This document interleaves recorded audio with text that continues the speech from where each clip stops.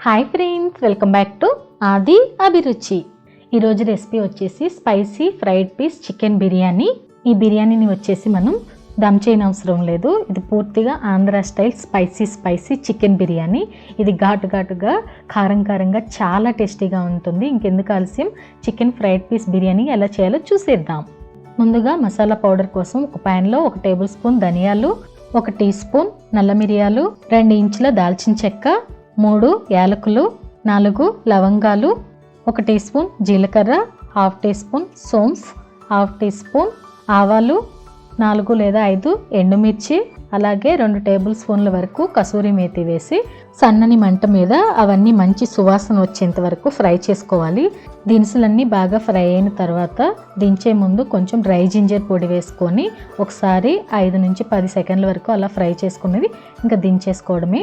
ఇలా పక్కన పెట్టి చల్లారిన తర్వాత ఒక మిక్సీ జార్లోకి వాటిని తీసుకొని ఫైన్ పౌడర్ లాగా మిక్సీ పట్టేసుకొని దాన్ని పక్కన ఉంచేసుకోవాలి. ఈ బిర్యానీకి ఈ మసాలా పౌడర్ చాలా ఇంపార్టెంట్, దీనిలోనే అంత టేస్ట్ ఉంటుంది. ఇప్పుడు చికెన్ ఉడికించుకోవడం కోసం స్టవ్ మీద ఒక గిన్నె పెట్టుకొని అందులో 1 లీటర్ వరకు నీళ్లు వేసి అలాగే కొంచెం ఉప్పు వేసుకొని నీళ్లు బాగా కాగనివ్వాలి. కొంచెం నీళ్లు వేడైన తర్వాత అందులో 1/2 కేజీ కడిగి శుభ్రం చేసి పెట్టుకున్న చికెన్ని వేసి ఉడికించుకోవాలి. ఇలా మధ్యలో ఒకసారి కలుపుకుంటూ 15 నుంచి 20 నిమిషాల వరకు ఉడికించుకోవాలి. చికెన్ కుక్ అయ్యేలోపు పక్కనే ఒక కళాయిలో 2 టేబుల్ స్పూన్ ఆయిల్ తీసుకొని అందులో ముందుగానే కట్ చేసి పెట్టుకున్న సన్నని ఆనియన్ ముక్కలు వేసుకొని ఫ్రై చేసుకోవాలి. ఆనియన్స్ అనేవి గోల్డెన్ కలర్ వచ్చిన తర్వాత అందులో 1.5 టీ స్పూన్ అల్లం వెల్లుల్లి పేస్ట్ వేసి అల్లం వెల్లుల్లి పేస్ట్ పచ్చివాసన పోయేంత వరకు వేయించుకోవాలి. అల్లం వెల్లుల్లి పేస్ట్ పచ్చివాసన పోయేంత వరకు ఫ్రై చేసుకున్న తర్వాత 1 టీ స్పూన్ కారం, 1/2 టీ స్పూన్ పసుపు వేసి ఒకసారి కలుపుకోవాలి. ఇలా ఒకసారి కలుపుకున్న తర్వాత ఈ టైంలో మనకి చికెన్ అనేది 70% కుక్ అయిపోయింది. అలా 70% ఉడికిన చికెన్ని తీసుకొని వచ్చి ఈ కళాయిలో వేసుకొని ఈ మసాలాలన్నీ చికెన్కి పట్టేలాగా ఒకసారి కలుపుకోవాలి. కారం ముక్కలకు కలిసేలాగా ఇలా బాగా కలుపుకున్న తర్వాత అందులో 1/2 కప్ టమాటా పేస్ట్ వేసుకొని బాగా ఒకసారి కలుపుకోవాలి. ఇలా కలుపుతూ సన్నని మంట మీద కుక్ చేసుకుంటే మనకి ఇలా ఆయిల్ ముక్కల నుంచి సపరేట్ అవుతూ ఉంటుంది.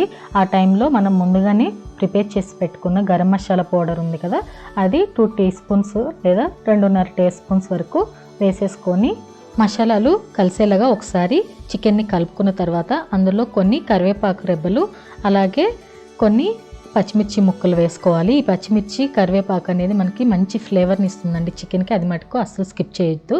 ఇలా పచ్చిమిర్చి కరివేపాకు వేసిన తర్వాత చికెన్ని సన్నని మంట మీద 4 నిమిషాల వరకు కుక్ చేసుకోవాలి. ఇప్పుడు 1 టేబుల్ స్పూన్ ఉప్పు వేసుకొని చికెన్కి ఉప్పు బాగా కలిసేలాగా కలుపుకోవాలి. ఈ చికెన్ని లాస్ట్లో ఉప్పు వేయడం వల్ల మనకి చికెన్ అనేది గట్టిగా అవ్వకుండా సాఫ్ట్గా ఉంటుందండి లోపల. అంతే, ఫైనల్గా కొంచెం కొత్తిమీర వేసుకొని ఒకసారి కలుపుకొని దించేసుకోవడమే. మనకి బిర్యానీ కోసం చికెన్ రెడీ అయిపోయిందండి. ఇప్పుడు తర్వాత రైస్ ఎలా ప్రిపేర్ చేయాలో చూసేద్దాం. ఇప్పుడు బిర్యానీ రైస్ కోసం స్టవ్ మీద మందపాటి గిన్నె ఒకటి పెట్టుకొని అందులో 1 టేబుల్ స్పూన్ ఆయిల్, అలాగే 2 బిర్యానీ ఆకు, 2 అనాస పువ్వు, 2 యాలక్కాయలు, అలాగే 2 లవంగాలు, కొంచెం దాల్చిన చెక్క కొంచెం క్రష్ చేసినట్లు దంచి వేసుకోవాలండి. ఇలా అన్నిటినీ కొంచెం ఫ్రై చేసుకున్న తర్వాత నూనెలో 1 టీ స్పూన్ అల్లం వెల్లుల్లి పేస్ట్ వేసుకొని అది అల్లం వెల్లుల్లి పేస్ట్ పచ్చివాసన పోయేంత వరకు ఫ్రై చేసుకున్న తర్వాత అందులో 4 పచ్చిమిరపకాయలు, కొంచెం పుదీనా ఆకు వేసుకొని ఒకసారి ఫ్రై చేసుకోవాలి.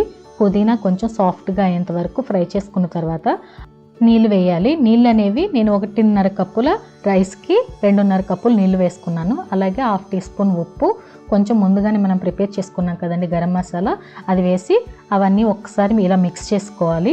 ఇలా మిక్స్ చేసుకున్న తర్వాత హై ఫ్లేమ్ మీద మూత పెట్టకుండా కాగనిచ్చుకోవాలి. ఇలా నీళ్లు బాగా మసులుతున్నప్పుడు అందులో మనం ముందుగానే 1 గంట పాటు నానపెట్టుకున్న 1.5 కప్పు బాస్మతి రైస్ వేసేయాలి.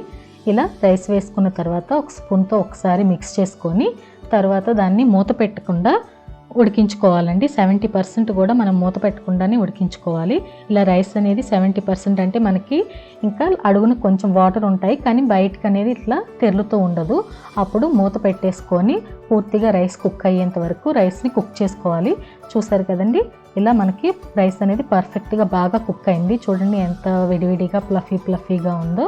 ఇలా రైస్ కుక్ అయిన తర్వాత మూత పెట్టేసి ఒక 10 నుంచి 15 నిమిషాలు కదలకుండా అంతే ఉంచేయండి. 15 నిమిషాల తర్వాత రైస్ తీసుకొని మనం ప్లేట్లో పెట్టేసుకొని దాని పక్కనే లెమన్ ఆనియన్ సర్వ్ చేసుకోవచ్చు. అలాగే మనం ముందుగానే ప్రిపేర్ చేసి పెట్టుకున్న చికెన్ ఉంది కదా, అది కూడా ఇలా పైన పెట్టేసుకొని సర్వ్ చేసేసుకుంటే చాలా టేస్టీగా ఉంటుందండి. ఈ రెసిపీ మీరు కూడా తప్పకుండా ట్రై చేయండి. ట్రై చేసి రెసిపీ మీకు ఎలా అనిపించిందో నాకు కామెంట్ బాక్స్లో కామెంట్ చేయండి. అలాగే మీకు వీడియో నచ్చినట్లయితే లైక్ చేయండి, మీ ఫ్రెండ్స్కి షేర్ చేయండి, సబ్స్క్రైబ్ చేయడం మాత్రం అస్సలు మర్చిపోవద్దు. Thank you.